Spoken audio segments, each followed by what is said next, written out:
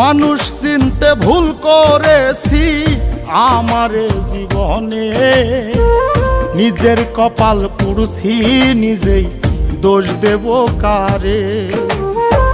তাই তো নিজেই জ্বলছি হাইরে কাউরে বলি না, স্বার্থ ছাড়া একটা মানুষ খুঁজা পাইলাম না।